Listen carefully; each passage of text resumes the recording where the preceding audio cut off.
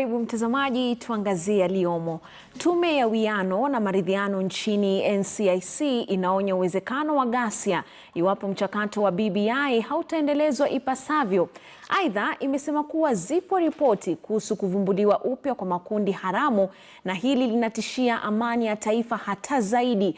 Akizungumza mjini Nakuru katika hafla ya kuwapatanisha wazee wa jamii katika msitu wa Mau, mwanachama wa tume hiyo Abdul Kadir Farah amesema tume hiyo imejizatiti kuzuia rabsha kwa ushirikiano na afisi zingine husika. What fear we have is that this might bring some division in the country, some political groupings, which will then rather kind of create a podium where then we hurl insult at each other. We call upon the leadership in the country, the politicians, to refrain from negative utterances, incitements, and putting the Kenyan people into tribal corners. So we have some kind of fear that it might divide the country. Quite evident that high-profile political cases were prosecuted here just recently, and you didn't see any unrest because of that. I can tell you the people of Nakuru are quite aware that politics or no politics, there's need for them to coexist. Election ambao itaendelea, watu wasichochewe visivyo kwa sababu hii ni vurugu ingine ambayo italeta shida. And they might indicate something like the one which was there in 2007, 2008. To avoid all this, people have to talk. That's why we are here talking with, being assisted by NCIC and the administration with the county commissioner and his team, trying to come to a conclusion and the way forward. Tubadilishegea mtazamaji, tuelekee taifa jirani la Uganda ambapo machafuko yameendelea kushuhudiwa, na kwa sasa mtazamaji, kwenye sehemu kadhaa za mji mkuu wa Kampala, polisi wamekuwa kabiliana na waandamanaji ambao wamekuwa wakipinga kukamatwa kwa mgombea urais Bobi Wine wakati alipokuwa akihutubia mkutano wa hadhara kwenye wilaya ya Luka. Kulingana na taarifa ya polisi nchini humo, kufikia sasa watu 16 wamepoteza maisha kwenye makabiliano hayo baada ya watu wengine 3 kufariki hapo jana. Jumla ya raia 350 wa Uganda wamekamatwa kwa kushiriki kwenye maandamano hayo, huku Chagulanyi akiendelea kuzuiliwa kwenye kituo cha polisi cha Nalufenya Jinja. This operation again, we have registered 16 deaths so far. 16 deaths so far, and we are still analyzing and receiving reports of the casualties. We arrested 350 suspects, and these suspects have been arrested and detained in various police stations within Kampala metropolitan area. They are going to be charged with various offenses that are not limited to participating in unlawful demonstration, inciting violence, malicious damage to properties, assault, theft, and robbery. Mtazamaji, haya kijiri, mashirika kutetea haki za binadamu humu nchini yameelezea wasiwasi wake kutokana na ghasia zinazoendelea nchini Uganda na kushinikiza kuachiliwa kwa mwaniaji wa kiti cha urais Bobi Wine. Aidha, wanaitaka mahakama ya kimataifa inayokabiliana na uhalifu wa kivita ICC kunakili ukiukaji wa haki za binadamu unaoshuhudiwa nchini humo. We call upon an end to this police brutality and the unlawful arrests. Ever since Chagulanyi was arrested on Wednesday, they didn't allow any of his lawyers, family members, even the medical team to see him. And we are worried about his condition because we can't trust one of our own in the hands of our enemy. So we are calling upon an end to this. Let there be a fair ground on all the candidates that are contesting for the presidential elections, and let there be no more killing of our citizens. We are calling on the East African Union. We are calling on the African Union. We're calling on the United Nations to come down to the Pearl of Africa and sanction President Yoweri Museveni Kaguta for the crimes against humanity. We're also asking the ICC to start taking stock of what is happening in Uganda.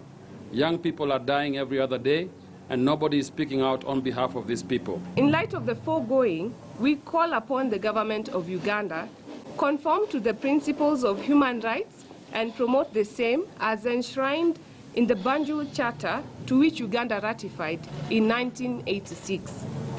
Protect and promote the fundamental and other human rights and freedoms as enshrined in Chapter 4 of Uganda's Constitution.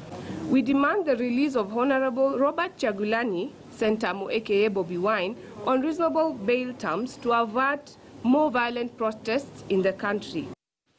Na mtazamaji, tuangazie mengine. Mzozo unatokota baina ya usimamizi wa mamlaka ya NMS na baadhi ya wadau kwenye sekta ya matatu baada ya shirikisho la wachukuzi wa umma kukaidi NMS kuhusu amri ya kuondoa magari ya abiria kutoka katikati mwa jiji. Mwenyekiti wa shirikisho hilo Nelson Mwangi amesema uamuzi wao umetokana na amri ya mahakama wanaodai inapinga jaribio lolote la kuondoa jijini magari ya abiria kwa lazima. That we are legally in the CBD, and if it will ever come a time that we are going to leave the CBD, we will leave legally. With us here, we have a court order that was served to His Excellency the Governor Mike Buvisonko. It has still been served to General Body and to other agencies. We are ready to abide by the court rulings, and we're also expecting that NMS is also going to abide by the court rulings until and unless all the conditions that were given by the judge are met. It is important to note that we are not ready to leave the CBD. Na mtazamaji, tugusie sasa swala la COVID-19. Baraza la magavana nchini limelalamikia kucheleweshwa kwa fedha za magatuzi, likisema sasa miezi mitatu imepita bila mishahara kulipwa. Wakati huo magavana hao wanasema hali ya maambukizi ya corona inazidi kuwa mbaya na wamelazimika kuandaa mikakati ya kuhakikisha kila mtu anatii masharti ya kupambana na janga hilo.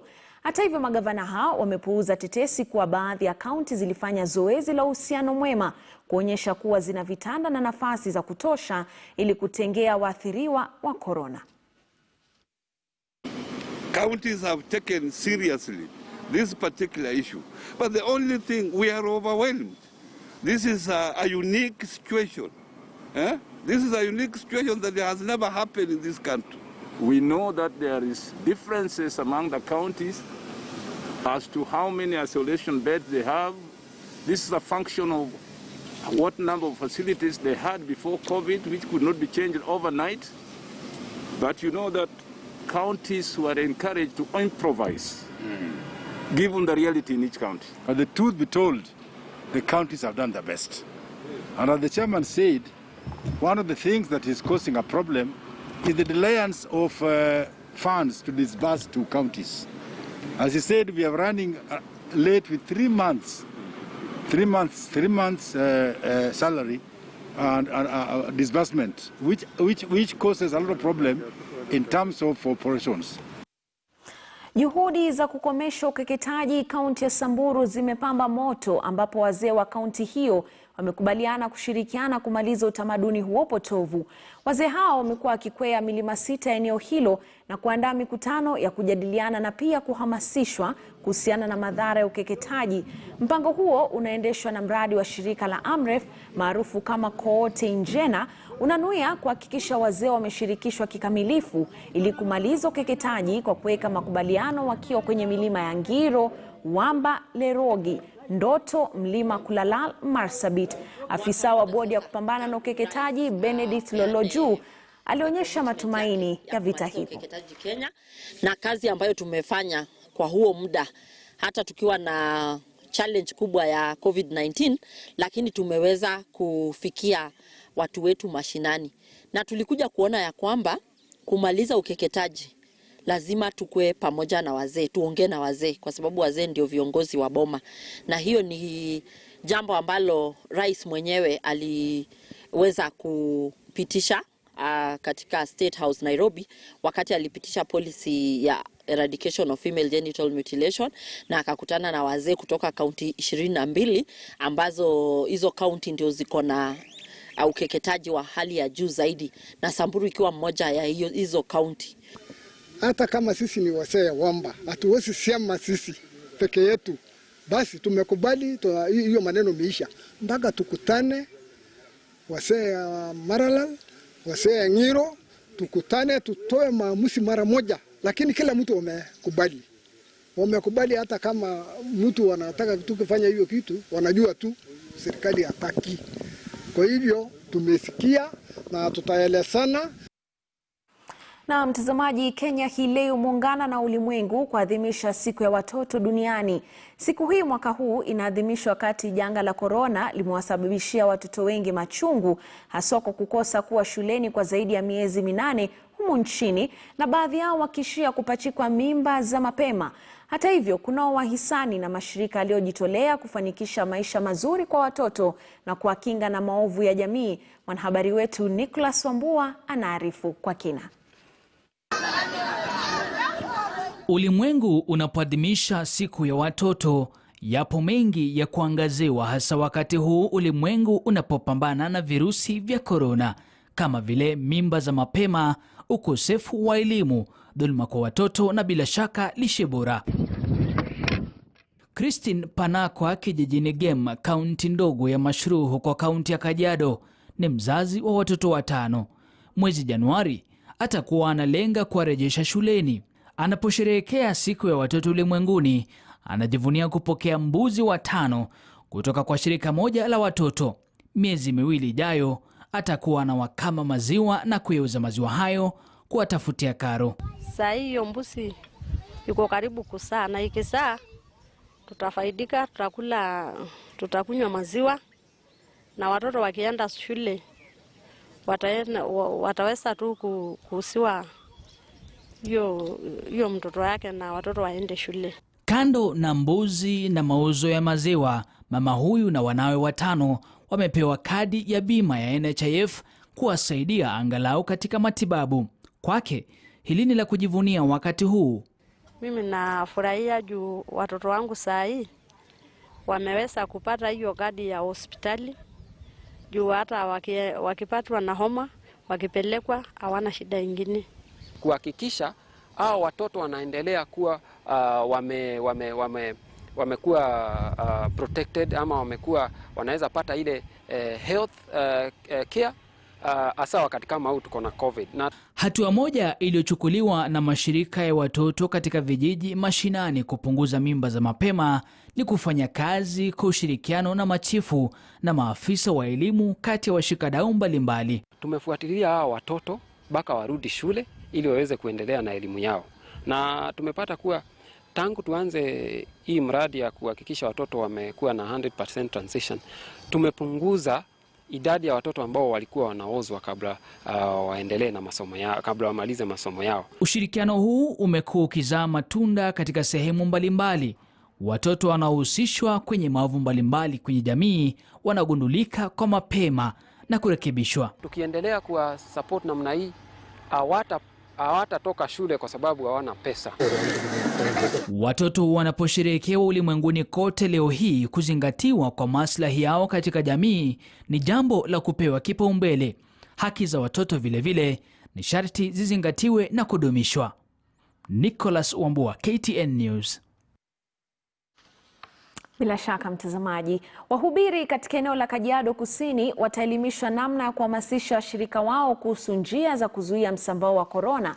Juhudi hizi zinazoendeshwa na serikali ya kaunti ya Kajiado kwa ushirikiano na shirika moja lisilo la serikali pia zinalenga zaidi ya shule 33 katika eneo la Robo, Kajiado Kusini. Shule hizo zitapokea matangi ya maji ambayo yatatumiwa na wanafunzi kunawa mikono ili kuzuia kuenea kwa virusi vya korona.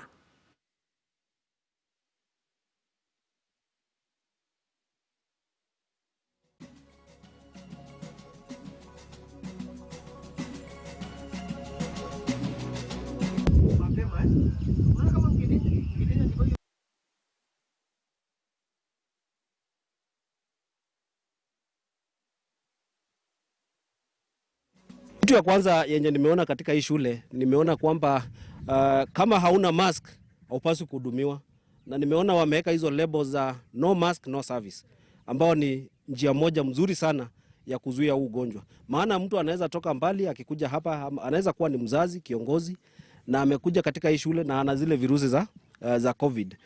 Kama hana mask, nimeona measures zile wameweka kwamba kama hauna mask hakuna kupatiwa huduma. Mafunzo haya tunafunzwa hapa Shekutu kuhusu corona. Mafunzo ambaye ni nzuri sana, maana tutaenda kufundisha washirika vile wanaweza kujisaidia kwa kukaa mita moja, kuvaa barakoa na kujichunga kukaribiana, ili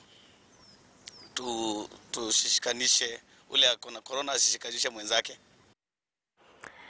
Na mtazamaji, baada ya taarifa hiyo kutoka kaunti ya Kajiado, niruhusu tu nipinge unyunyu. Usiende mbali, nitarudi na mengi zaidi. Endelea kuwa nasi kwenye runinga ya KTN News.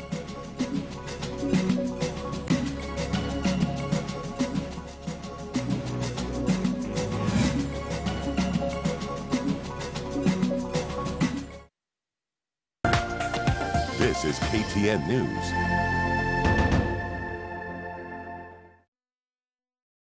Go Ahead is believing to make each day a brighter day. Unapotembea kubali ndoto zako. It's those small acts that go a long way.